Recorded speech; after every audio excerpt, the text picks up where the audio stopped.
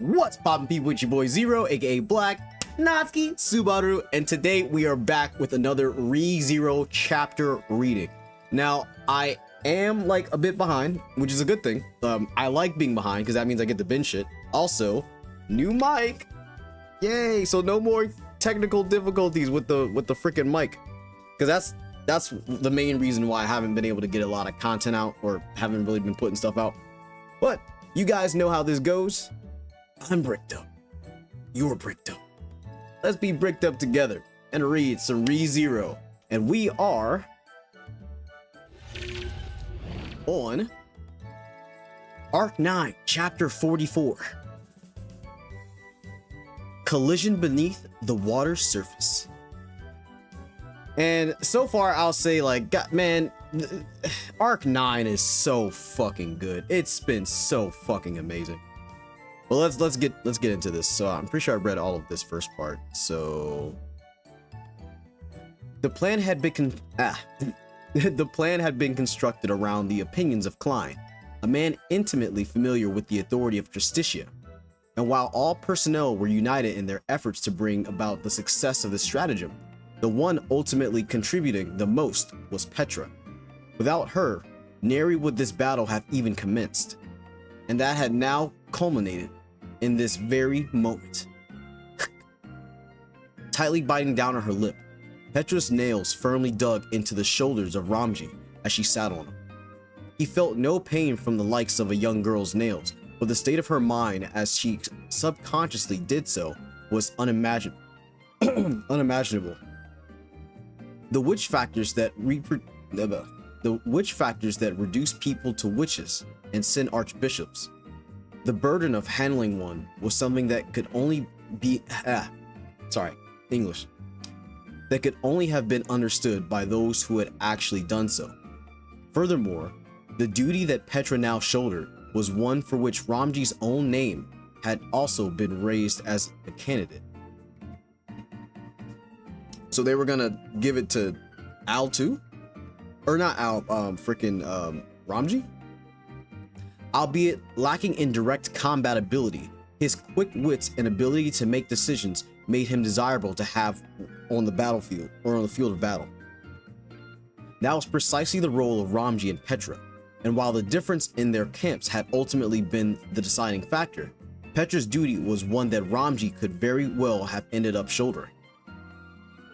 Hence, while Ramji's ultimate priority in this battle was to take back Felt, he had decided in his heart that his second priority was to do everything in his power to support Petra.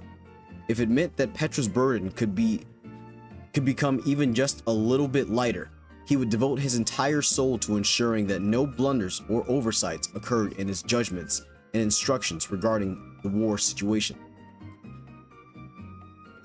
I think there was something that I wanted to say, but I forgot about it.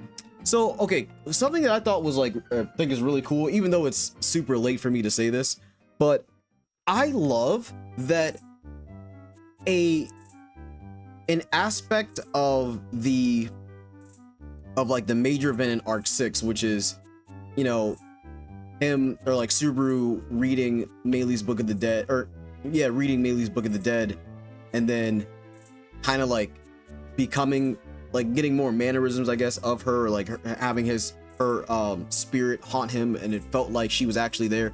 Like I love how they brought that back in this arc, because it really just goes to show you how the dynamic between like a character can be when they're kind of going through the eyes of a different person, like at least in regards to Petra.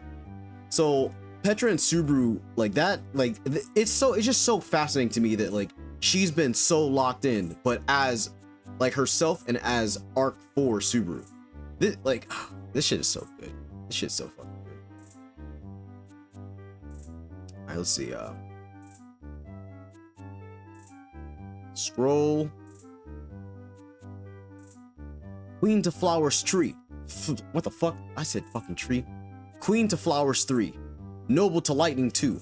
Hunter to Flowers 5. Overlooking the battlefield, Ramji issued commands such that Petra could hear from atop his shoulders. Each time Petra received his instructions and exercised the authority, the scratches on his shoulders would deepen, becoming all the more numerous.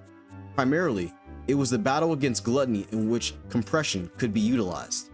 Roy seemed to be aware that Ramji and Petra were making contributions to the combat, but the way Ram conducted herself was exceptionally skillful.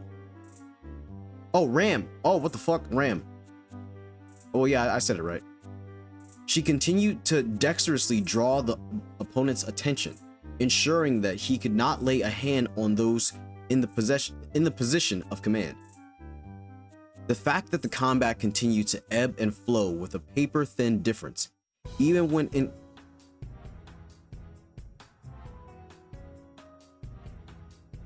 What is this? Oh man, I haven't heard that theme in a minute. Sorry. Got distracted. Wait, where am I? Damn it. Nah, I lost where I am. She can... Yeah, wait. Okay. The fact that the combat continued to ebb and flow with a paper-thin difference. Wait, did I read that whole thing? Damn, fuck, whatever. Even when including compression, stemmed from the abundance of moves and cards in Gluttony's hand. But this stood in stark contrast to the other front, where the moves and cards in hand were desperately few. With even his screams getting lost amidst the sounds of pummeling, Heinkel continued to be showered in blows after blow. Joining the twins, Flam and Grassus, Gaston supplemented their speedy flurry with the might of his arm, causing a one-sided beatdown that ought to already have been labeled punishment without fair trial to unfold. But since the other party had still yet to bend a knee, Flam and the rest could not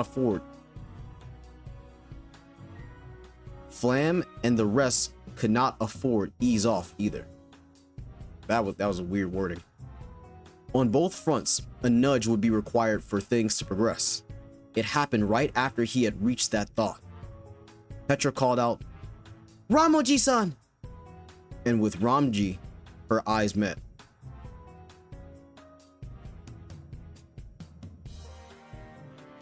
By the mere crossing of their gazes, Ramji understood that Petra had arrived at the same conclusion he had.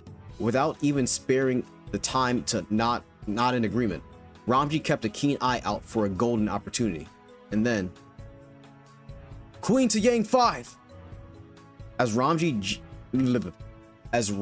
let the command fly, Petra exerted strength into the hands on his shoulders, into her round eyes, and activated compression in a manner most magnificent. Wait, so the fruit of cooperation between Ram and the others vehemently surged toward Roy.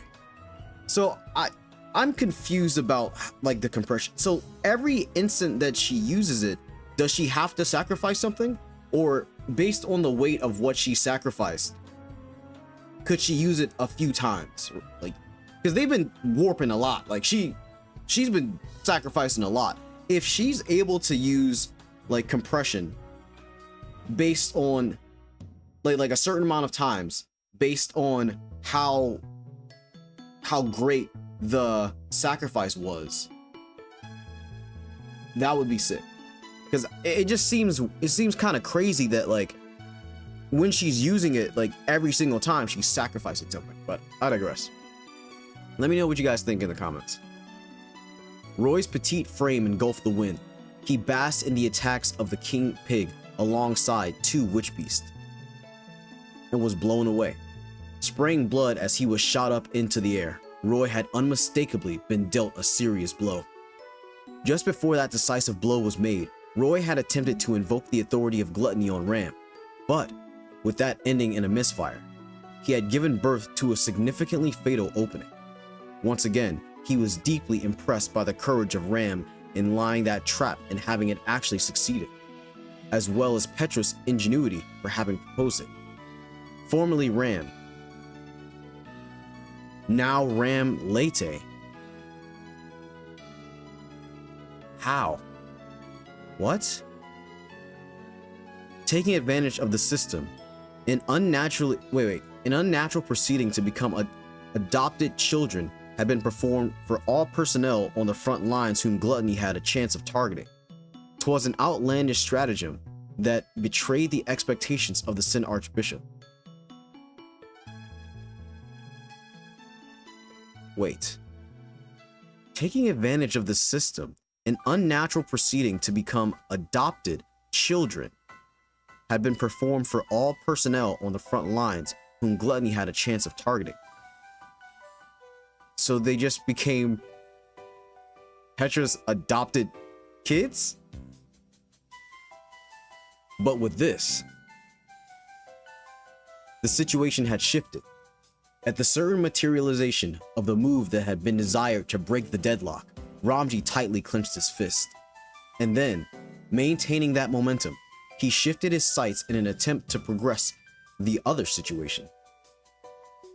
Nobody move a fucking muscle. Wait. I said that all wrong.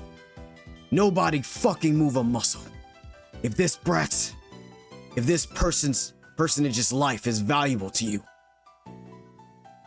With the variation that had been birthed on that front, he was confronted with the worst predicament possible, that of Heinkel pressing his sword against Felt, pinning her hands behind her back.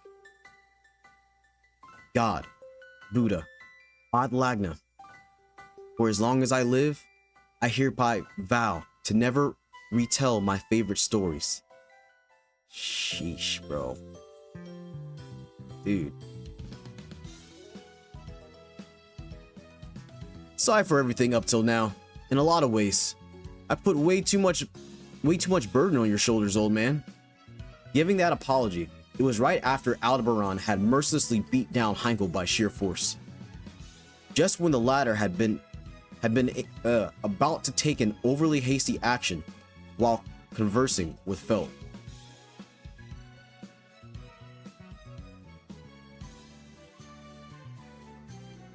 Wait, what? So was Heinkel was Heinkel about to like attempt to like kill Felt again? And then Al stopped it? To be frank, Heinkel was aware that he had been about to carry out a deed that could never be undone, and thus reflected that he had no right to complain about having been beaten down. He had no choice but to accept the apology. However, the reality that Felt had caught wind of that alone, he absolutely could not afford to leave unchecked. What the fuck is this wording? However, the reality that Felt had caught wind of that alone, he absolutely could not afford to leave unchecked. Interesting. Heinkel's ever-slumbering wife, Luana Astrea, told us the fact that the slumber of the woman Heinkel held most dear was caused by his son Reinhardt. Well, hold on a sec. I ain't gonna ask about what happened between you and Lil Miss Felt, old man. But, didn't I tell you? Old man, it was my fault for making you shoulder all that burden, yeah? Where are you going with this? What good will apologizing do? Of course I won't say something like, I apologize, so just keep hanging in there. For now, I'll deal with the matter of Lil Miss Felt. Even if you say you'll deal with it. I ain't gonna do anything dangerous.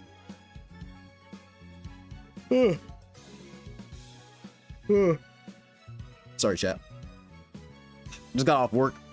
I'm not really that tired, but I was up early, so whatever. Wait. Though it might be a little crude. As Aldebaran spoke those words with a shrug of his shoulders, Heinkel's cheeks tensed. Regarding what he was thinking, he was a man with many inscrutable aspects to him. Even so, what Heinkel did understand was that, driven by the sorrow of having lost Priscilla, he had begun to turn the world against him. That, at the very foundation of Aldebaran, certainly present, was a love towards that blazing sun princess. However, Aldebaran had retained just enough good conscience to not go as far as sacrificing everything just for that purpose. It felt as if such a thing no longer bound him, that he had broken free from his shackles. What are you planning to do? I won't do anything bad to you, old man. Only, there's just one thing I'd like to confirm. As he unwittingly gulped aloud, Heinkel felt a strong sense of thirst from his throat. It was a certain kind of premonition that only cowards were endowed with. What? Wait. He unwittingly gulped aloud. Heinkel felt a strong sense of thirst from his throat. It was a certain kind of premonition that only cowards were endowed with. That of wanting to hear what words came next, but with a simultaneous desire to not hear them. Ignoring those feelings of Heinkel, Aldebaran vocalized his question. That was 15 years ago, about the name of the royal who was abducted from the castle.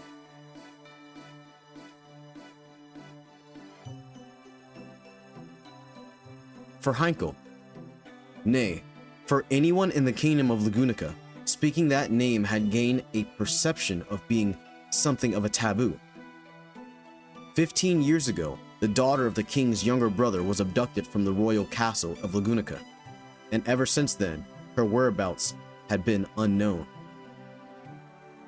In the long and storied history of the kingdom, it was not as though there had been an absence of royals who had led lives of misfortune. However, despite having been blessed by birth, she was the only one whose growth and conclusion were never spoken of. How the fuck do I say this? Pilor Lagunica.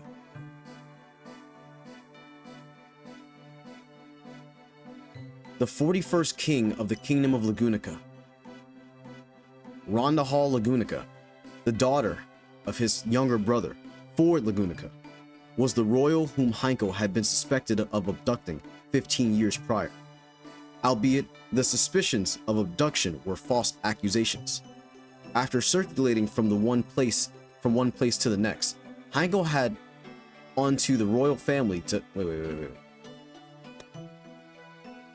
Albeit the suspicions of abduction were false accusations. After circulating from one place to the next, Heinkel had onto the royal family to whom he ought to have sworn his fealty, and onto Ford, whom he owed a great debt of gratitude, committed a blasphemy which he could never retract. Far beyond simply betraying the kingdom, that was a clear breach of faith on his friendship with the royal family. Let's see. An abominable ritual of unspeakable sin, effectuated before his eyes. From Aldebaran's question, that was something Heinkel had foreseen, and likely even hoped for. Despite being fully aware that the ritual had served as the impetus for many a tragedy, he still had hoped so. After all, if that was enacted, Heinkel would not end up needing to kill her. Thank you for the treat. Placing two hands together. Oh, okay, it was Roy. It was Roy talking. Okay. Placing two hands together, Roy announced the completion of the ritual, and with eyes upon that small figure's back, Heinkel came to his senses. He had been so eager to avert his gaze that, submerged in his thoughts, he had quite literally overlooked the deed taking place before his eyes. Though he had found it absurd that his heart still ached with each new unknightly deed he enacted, Heinkel stepped forth to change places with Roy, the latter cackling in delight. And then...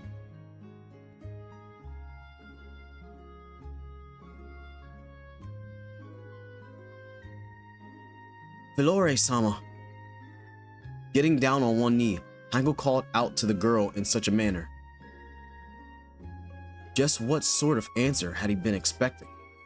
If she replied acknowledging that it referred to herself, then it would signify the failure of the ritual. If she replied that she did not know what that meant, it would still likely end up causing Heinkel's anguish. Sure enough, not even holding the answer within himself, the answer Heinkel received was, "Who might that be referring to? No, in the first place, who am I exactly?" Ultimately, the reply signifying the ritual's success wounded Heinkel. causing him anguish. Filore? Is that my name? Something about it does not feel quite right. With her memories devoured, Filore's attitude truly felt as though she were a different person entirely. Her mannerisms, conduct, and way of speaking had all previously given the impression of crudeness and having been poorly raised. But as if that had all been a lie, she now carried herself with a grace and gentleness befitting royalty, greatly surprising Heinkel.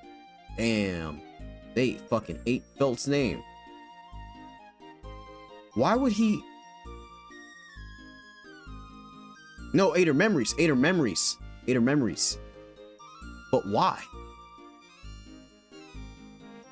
I mean, like, I can kind of see why, like, but, okay, anyway,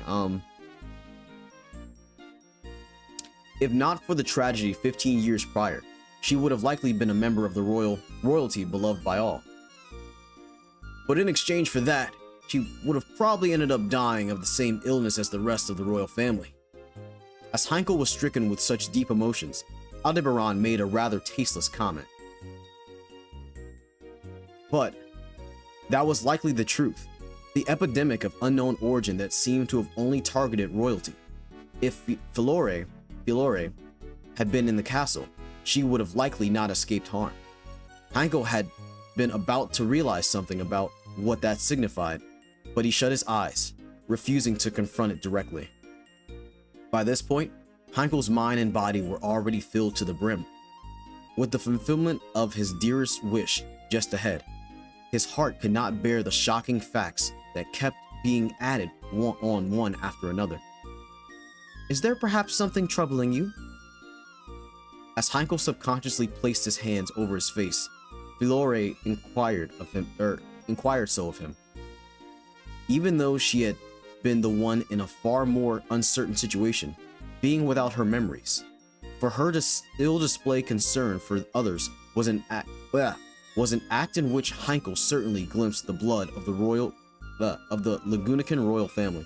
Sorry, I had a little dyslexic moment there. I also need to get something to drink. I don't have any drink. At the same time, convinced he was of a cruel reality, substantiated the moment the authority of gluttony was activated, of the fact that she was undoubtedly Filore Lagunica. And yet, with this, I guess the royal selection's over.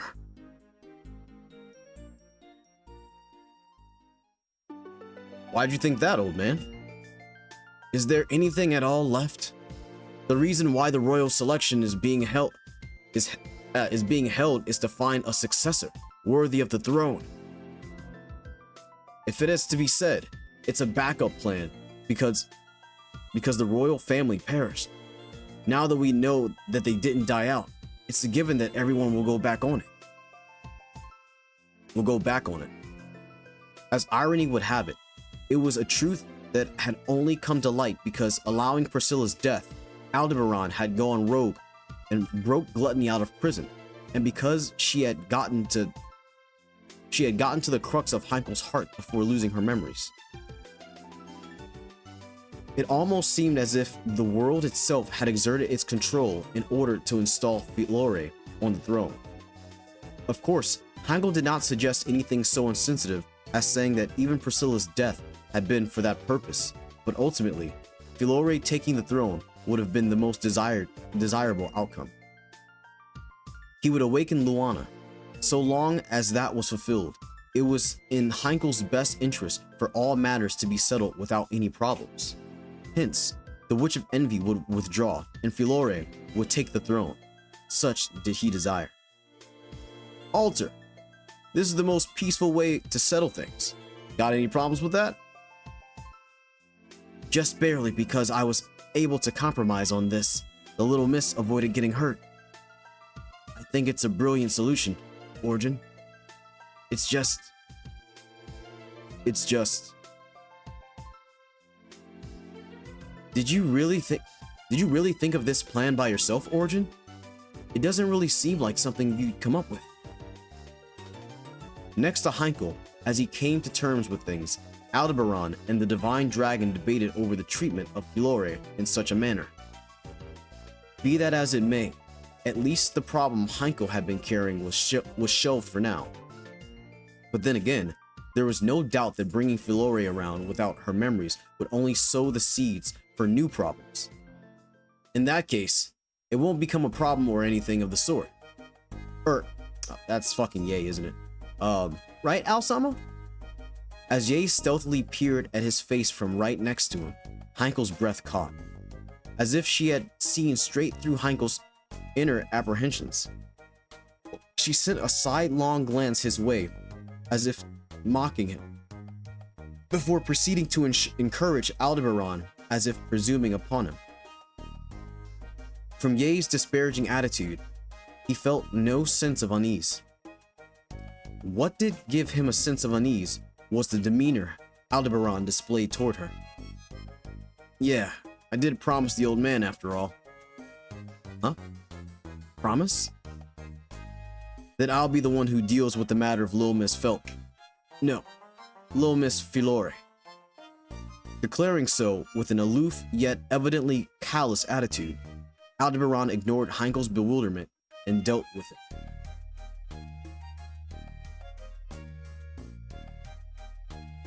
At that decisive, nay, that uncompromising attitude, for better or worse, Heinkel was dismayed. The shift in the relationship between Aldebaran and Ye, the emotions the Divine Dragon harbored towards Filore, the expansion of the scope of actions permitted to gluttony, and the truth about Filore that had come to light. By no means were they a group with an unified relationship, but Heinkel could feel the strains and discrepancies gradually growing larger. Amidst such a group, Heinkel resolved himself to at least remain as one who maintained his sanity. No matter how suffocating a difficult situation he was placed in, Heinkel would be troubled were this group to fall apart before his goal was fulfilled. Hence, even if it's just me, I'll act decently. Indeed, receiving the result of Filore having been dealt with, the black orb around the size of a beanbag in which she had been sealed, thus did Heinkel vow. What? Huh? Indeed, he had vowed. They sealed her? If you don't want Fiore-sama to get hurt, then stand down. He had vowed, and yet, faced with a predicament, Heinkel had done an about-face on that resolve of his, bounding the arms of the grown-up Filore behind her back. He pressed his sword against her slender neck. No! Upon witnessing Heinkel's act of violence, a man of solid physique called out to Fiore by a different name in frustration. Flam and Graces, who had been pummeling him without having ceased their movements, faced off against Heinkel, their gazes filled with anger and disdain, likely mixed in with a bit of anxiety and bewilderment. From their perspective, there would have likely been two strands of surprise. Similar to how they had been repeatedly appearing and disappearing, Filore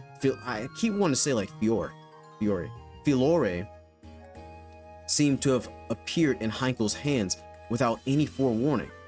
And furthermore, Heinkel had called her by a different name than the one they knew. There was no avoiding the perplexity and unease surging up in their eyes. I'm deeply sorry, but I do not wish to be rough. Please bear with me. As Heinkel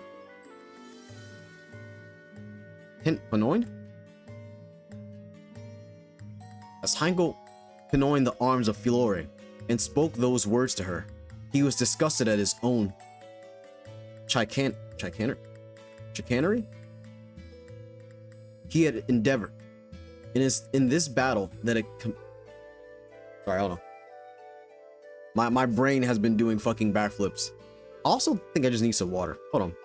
Pause. All right, I took a little breather, got me some water. Now we gonna be hydrated. Give me a little bit more. That's peace. All right. Where the hell are we? Oh, we're at the end, right?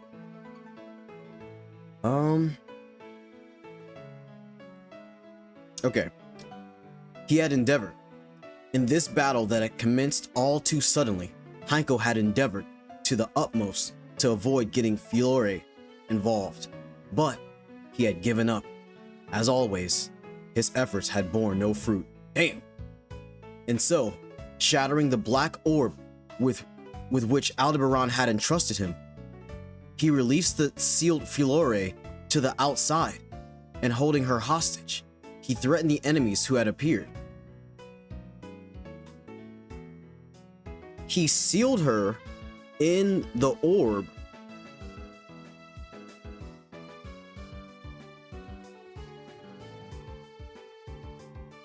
Oh, wow.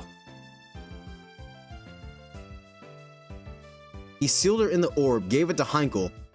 Heinkel was getting his shit pushed in, broke the seal, brought out Fiore, and threatened her in front of the advancing Subaru squad. Interesting. Don't move.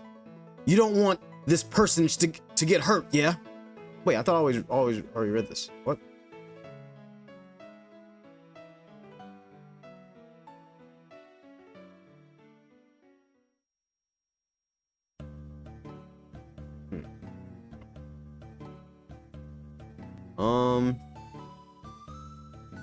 Even as he stained his hands with such an atrocity, his secret courtesy toward Fiore proved some fragment of conscience still lingered within Heinkel.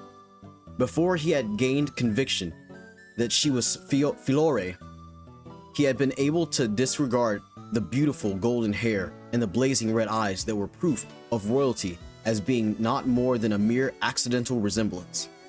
But now that he had been convinced of her identity as Fiore, Heinkel was unable to interact with her the same way he had up until that point. Where he asked if it were a matter of changing his attitude based on the identity of the other party, the answer would have been yes. To devote fealty toward those of the Lagunican royal family was a tenet entrenched in Heinkel by his parents. Serving as a belated trump card, Filore's throat rumbled as she was made to raise her visage. Freshly liberated from that black orb, Filore complied with Heinkel's will, perhaps because of the lingering disorientation of her consciousness, or perhaps because of the sudden change in situation had caused her to lose her bearings. While that irritated him to no end, the threat had been effective. With the opponent's movements having dulled, seizing that opportunity, albeit he was still worried about Aldebaran and the others, Heinkel chose to prioritize rescuing Roy, who had fallen into a trap on the same battlefield. Belt! Unlike that which had been wrung out by the man of solid physique earlier, this was a voice carrying strength. Across the battlefield, thundered a shout woven from joy upon reuniting with a person held dear. Faint ire beneath deep affection, together mixed in with a fear for her safety, and the ironclad determination to bring her home, no matter what. At that voice, Filore stirred within Heinkel's arms. Even if she was in a state of lacking memories, in a position unsure of friend or foe, any strong emotions directed toward herself would likely be conveyed. Slowly, she blinked open the signature red eyes of royalty, and met eyes with the old giant who had called out to her from afar. Then, opening her lips, she began to spin words. Those were, "Ramji, take Gaston and the other. Whoa. Take Gaston and whoa. What? I thought she got her memories eaten. Take Gaston and everyone else and fall back. That is coming. With the royal grace up until a moment prior. Wait. Well, my brain's cooked. With all the royal grace up until a moment prior cast aside, a voice laden with a gruff strength, as if lost memories had been forcibly reclaimed at the call of someone treasured, was the roaring cry of the regal and valorous golden lion. What the fuck? Valorous. What the fuck? Wait. Huh? What just happened? I thought her name got eaten. Or memories. Did her getting sealed? Wait.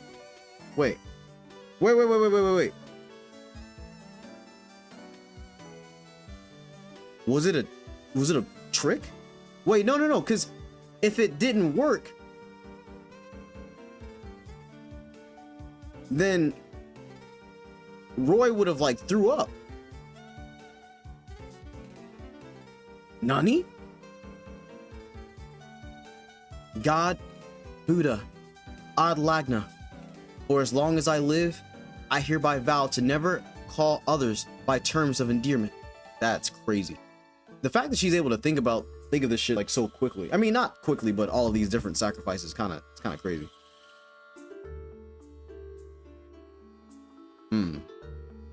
Of course, the reason why Felt had been able to warn her comrades of the oncoming peril stemmed not from any fairy tale convenience, like the miracle of love that Heinkel had thought it to be. The ruthlessness of the authority of gluttony was extended far past the likes of Felt, evident in the tragedies of the people who had fallen prey to it and those who surrounded them. There existed nothing so absurd like the hotbed of those countless tragedies being resolved merely by the emotions that surrounded Felt. Hence, the reason why Felt had returned from being Filore to Felt here was plain and simple. To begin with, Roy had never even eaten Felt's memories.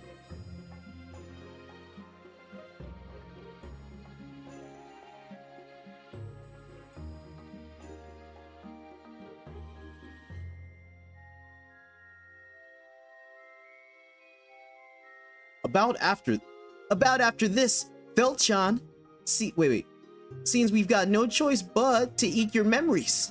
Felt-chan, how about cooperating with us? Those words left Roy's lips after Aldebaran had resolved to deal with Felt, who had become a liability that threatened to fracture their group's cohesion after discovering an unnecessary truth. The unnecessary truth Felt had surmised would be devoured entirely by Roy along with her memories. And it seemed like this opportunity was also being taken to get rid of Felt's personality of impertinently prying into things one by one. The idea was that so long as her life was not taken, it would be fine. But if Felt were to be asked, the moment she lost her memories and stopped being her current self, it would be tantamount to killing her. So, she did not approve of Aldebaran's methods. But that doesn't mean that I'll suddenly approve of yours. To begin with, by cooperating with the likes of you, the hell are you trying to get me to do? My mind is getting scrambled. Haha, that attitude is tantalizing, you know. But no need to worry, Felt-chan. After all, drafting scrumptious stratagems or having a perfect plan, that kind of stuff isn't our creed. What we want to ask you to do, Felt-chan, is decidingly for you to pretend your memories were eaten. What? Go on. Closing a single eye, Felt detected a possible value in hearing Roy out.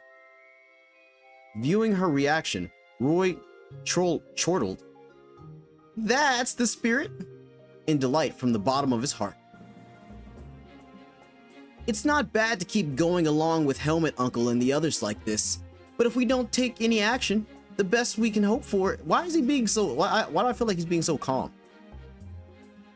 The best we could hope for is being used up and tossed aside when the ideal time comes. See? We're engraved with a curse mark.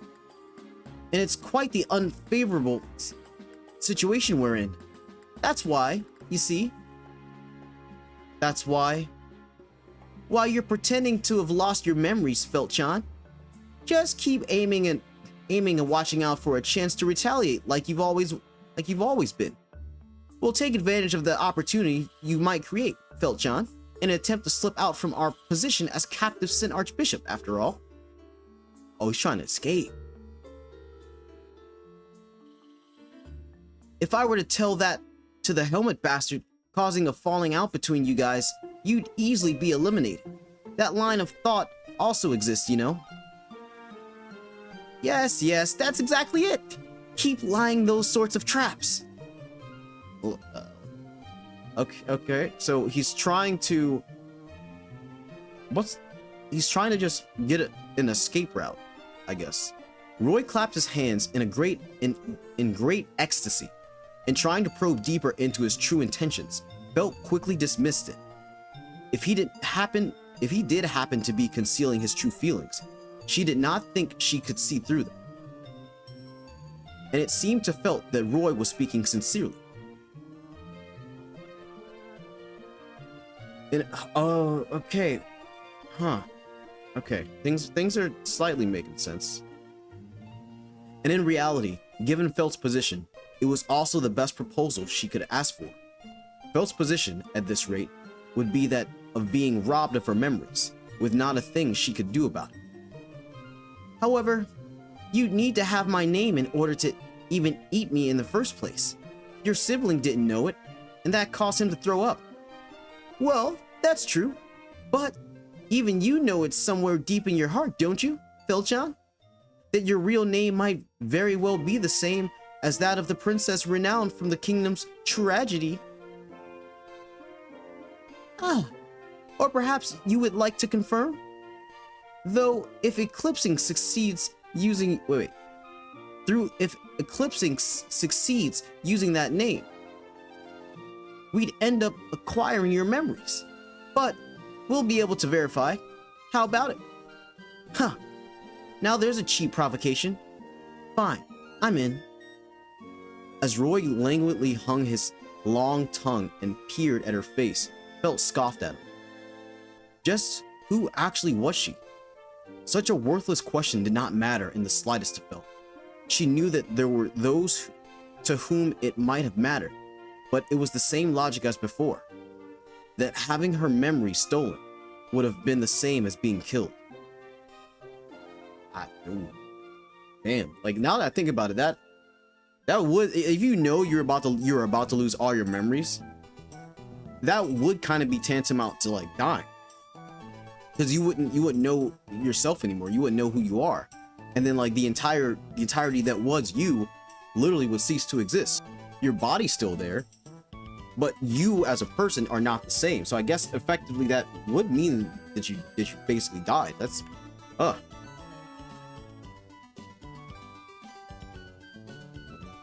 Felt had already accumulated all her life experience as a person named Felt.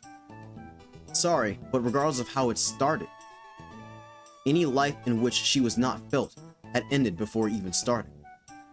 Such things were unnecessary. Hence, she would take advantage of the repulsive gluttony's machinations. I'll be the only one victorious. Are we gonna get like a picture soon? Wait a second.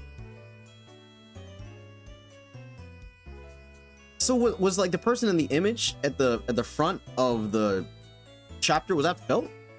Supposed to be Felt?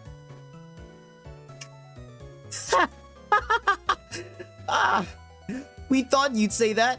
We believed it. But even we will do our utmost by placing insurance to make sure that Felt-chan isn't the only one who wins, you know? For instance, why did I read that like that?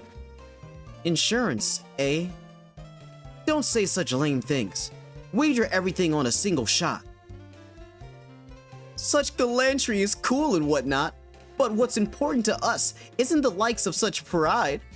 Eat or be eaten, that's all. With those words, Roy gnashed his teeth as if to celebrate the establishment of the collusion. And thereafter, as promised, Roy had pretended to eat Felt's memories, leaving her as she was. Felt too abided by the conclusion, or by the collusion with Roy, with which she had half doubted, and acted as though she had no memories. She performed the role of the royal whom she did not even know, Filore Lagunica. Sorry, but the only person I could think to mimic was Krush Nechan. In the sense that she was a victim whose memories had been eaten by gluttony, the first thing that came to Felt's mind was Krush. Having used the sudden changes in her demeanor and manner of speech as a reference, it seemed like Filore had somehow satisfied Aldebaran and the rest, and above all, Heinkel. Fortunately, the times she needed to play Filore were neither long nor many, as Felt had soon ended up being sealed in a particular black sphere through Aldebaran's magic. The sensation within that orb were exceedingly suffocating, and it was nothing nice, but there were aspects that had helped her.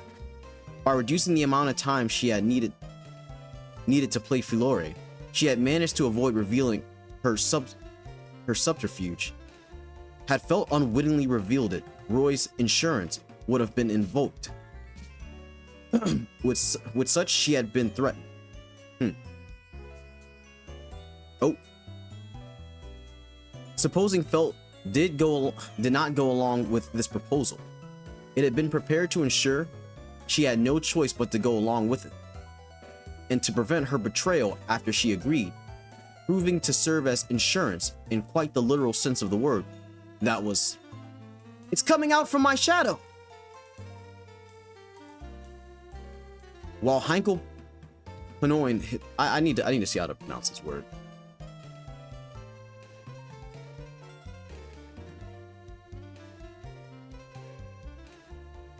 Y'all know how this goes. I gotta see.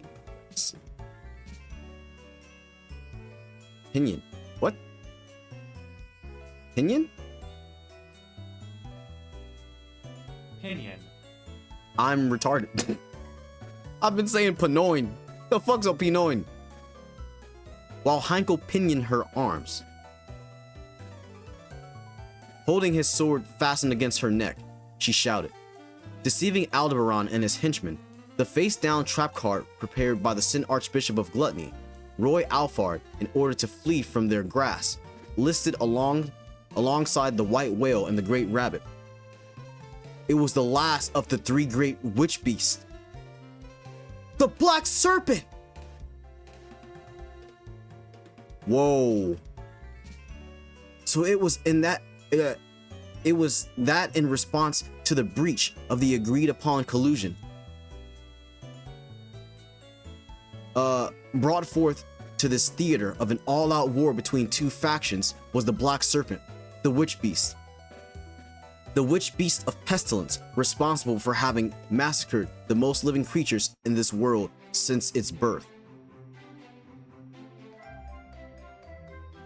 This can't be from the manga. That looks good. What the fuck? Hey, yo!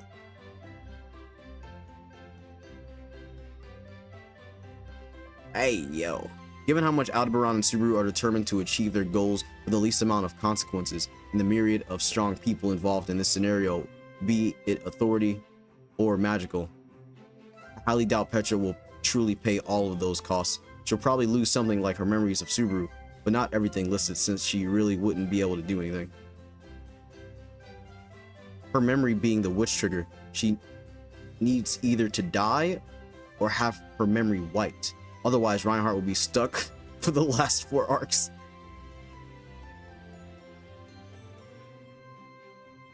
That was crazy. We're gonna read the beginning of the next chapter.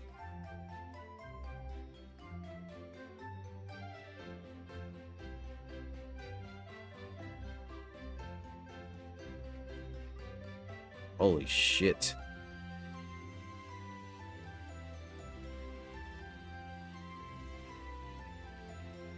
Arc 9, Chapter 45, Clash of the Supra Rational. This is... What the fuck's about to happen, dude? Because we're technically on 45 now. Is the most recent one? Okay, so we're 3 chapters behind. Okay, this is all I'll read.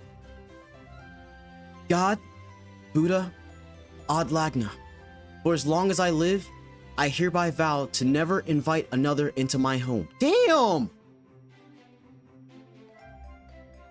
In her defense, Felt had not initially accepted Roy's conditions with the intention of immediately hold